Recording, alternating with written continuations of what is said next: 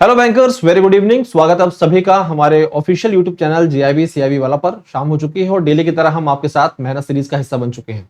हमारी पूरी टीम के द्वारा इस सीरीज को शुरू किया गया है आपके नवंबर मंथ में शेड्यूल जीआईबी एग्जाम से संबंधित। और इस मेहनत सीरीज में हम लाते हैं आपके लिए unit wise, module wise summary sessions, यानी कि पर्टिकुलर यूनिट की समरी को बहुत ही विस्तार पूर्वक यानी कि सही तरीके से आसान भाषा में समझाना, जैसे कि आप कॉन्सेप्ट को समझ पाए। तो आज की क्लास में हम पढ़ने वाले हैं डिलीवरी मॉडल्स के बारे में। इससे पहले आपने डिलीवरी चैनल्स के बारे में पढ़ा। हम पढ़ रहे हैं मॉड्यूल सी, जो कि मार्केटिंग पर आधारित है। आप सभी का स्वागत है, most welcome, very good evening. तो आज क्लास 5th है मॉड्यूल सी की, और इस क्लास के अंतर्गत हम जिस टॉपिक पर चर्चा करने वाले हैं वो है डिलीवरी चैनल, डिलीवरी मॉडल। ये क्लास 5th है, डिलीवरी मॉडल हम पढ़ रहे हैं। इससे पिछली क्लास में आपने डिलीवरी चैनल्स के बारे में पढ़ा था, ठीक है।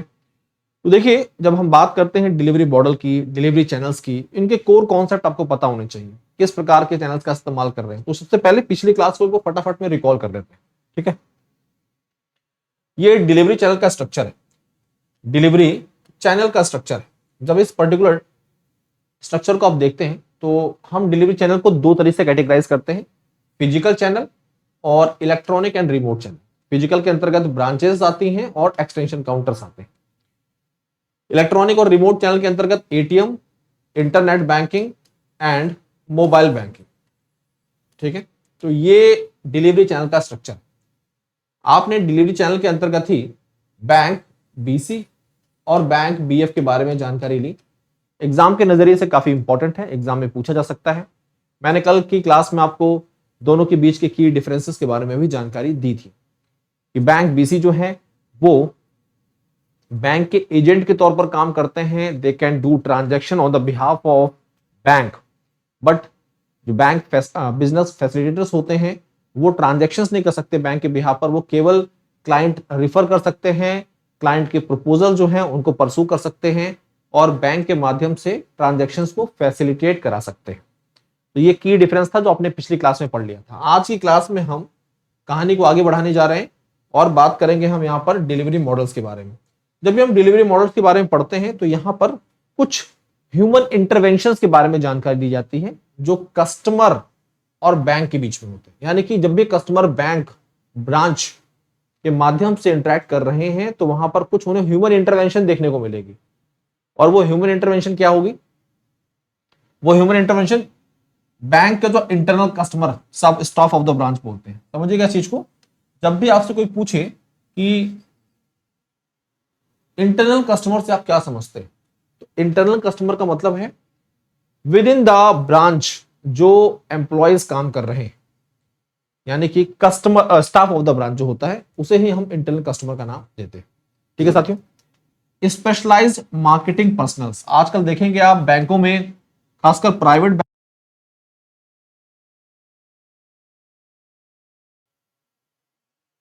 आजकल देखेंगे आप कि प्राइवेट बैंकों में खासकर देखा जाए तो स्पेशलाइज्ड मार्केटिंग पर्सनल जो होते हैं वो अपॉइंट किए जाते हैं। इनका काम होता है bank marketing, product and services को प्रॉपर तरीके से मार्केट करना, कस्टमर्स तक पहुंचाना, लोगों तक इसकी जानकारी देना, और साथ साथ में बैंक के लिए क्लाइंट्स एक तरह से अट्रैक्ट करना, क्लाइंट लाना।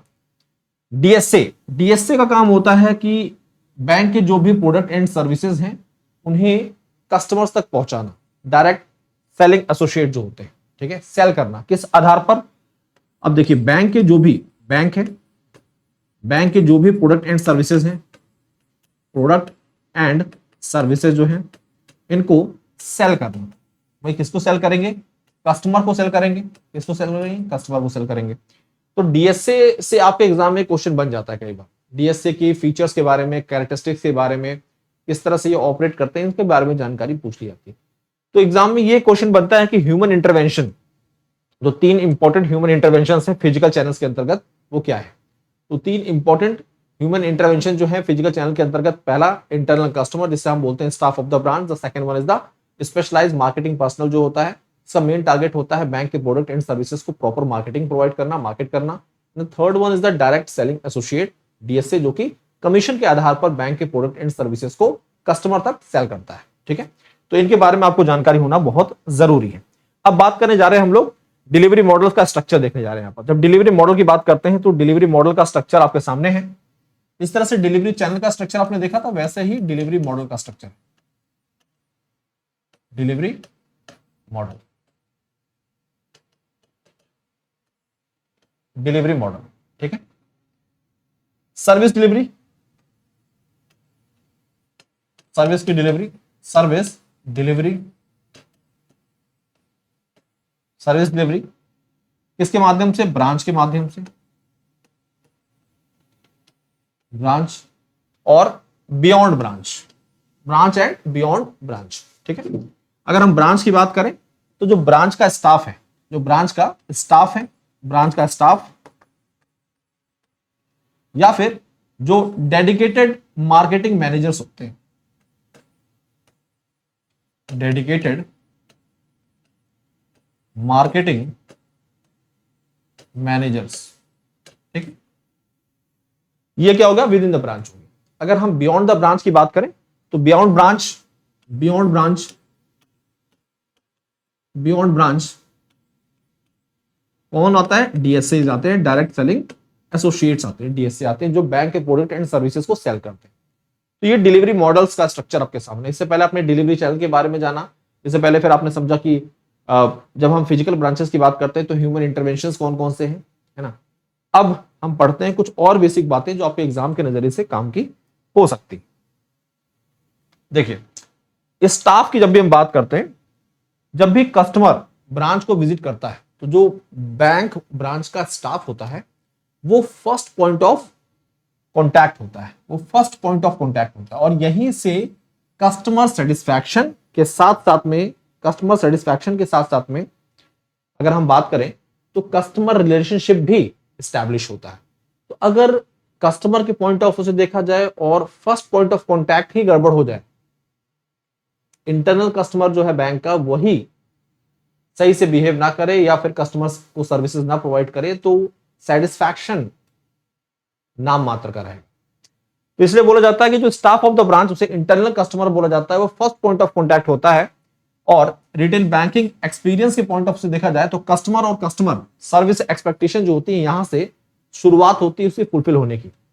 ये प्राइमरीली, ठीक है जी, इफेक्टिव होनी चाहिए और एफिशिएंट सर्विस डिलीवरी होनी चाहिए ब्रांच के माध्यम से। अगर यहां से शुरुआत अच्छी हो रही है तो कस्टमर रिलेशनशिप स्ट्रांग होने में और कस्टमर सेटिस्फैक्शन, ये दोनों ही पॉइंट अचीव हो सकते हैं। तो यहां पर 2 पॉइंट्स में लिख रहा हूं, एक तो कस्टमर सेटिस्फैक्शन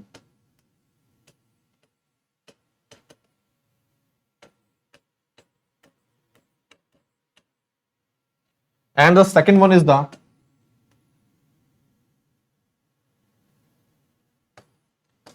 customer relationship.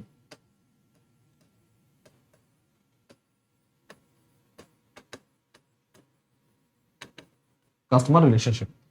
अगर डिलीवरी जो प्रोडक्ट्स की डिलीवरी है वो इफेक्टिव है, एफिशिएंट सर्विस प्रोवाइड की जा रही है इंटरनल कस्टमर के द्वारा, तो कस्टमर सेटिस्फैक्शन भी अच्छा रहेगा और कस्टमर रिलेशनशिप भी क्या होगा? लॉन्ग टर्म के लिए बिल्ड होगा, ठीक है। रिलेशन अगर स्टैब्लिश हो रहा है तो कस्टमर का रिटेंशन, कस्टमर रिटेंशन, इसमें भी बैंक सफल रहेगा। और जब कस्टमर रिटेंशन अच्छा रहेगा तो कई ऑप्शंस क्रिएट हो सकते हैं क्रॉस सेल के, क्रॉस सेलिंग जो है ना, वो भी ऑप्शन क्रिएट हो सकता है। तो ये कुछ बातें हैं जो आपको ध्यान में रखनी होती हैं जब भी हम कस्टमर तक सेवाएं पहुंचाते हैं। For efficient service delivery, staff efficient service delivery के लिए जो बैंक का स्टाफ है should possess the following characteristics and traits. तो बैंक स्टाफ जो है उसके अंदर कुछ फीचर, कुछ कैरेक्टरिस्टिक्स, कुछ ट्रेड्स होने चाहिए। वो क्या है? सबसे पहले तो जो कस्टमर है ना, उसको समझना बहुत जरूरी है। उसके इनकम लेवल को, उसकी फाइनेंशियल प्रोफाइल क्या है, उसकी नीड्स, उसकी रिक्वायरमेंट, ठीक है, फाइनेंशियल प्रोडक्ट्स और साथ साथ में लाइफ स्टेज, मतलब किस टाइप के फाइनेंशियल प्रोडक्ट की रिक्वायरमेंट है, उसे किस प्रकार की नीड है, उसकी फाइनेंशियल प्रोफाइल क्या है, साथ साथ में उसके इनकम लेवल और कस्टमर को समझना। अब इन सब चीजों के आधार पर बैंक ब्रांच जो इंटरनल कस्टमर है, स्टाफ जो है, वो बेहतर सेवाएं दे पाएंगे, बेहतर प्रोडक्ट ऑफर कर पाएगा कस्टमर। ठीक है। दूसरा, अगर इन बातों को समझ पा रहा है तो हम उसकी करंट फाइनेंशियल स्टेटस को समझते हुए राइट प्रोडक्ट उसे सेल कर सकते हैं, क्रॉस सेल कर सकते हैं, cross selling the right products to match their requirements. ठीक है। तो बैंक की यहां पर, बैंक से अगर देखा जाए, बैंक प्रॉफिट भी जनरेट कर सकता है बेहतर, बैंक अपनी प्रॉफिटेबिलिटी के टुवर्ड्स मूव करेगा।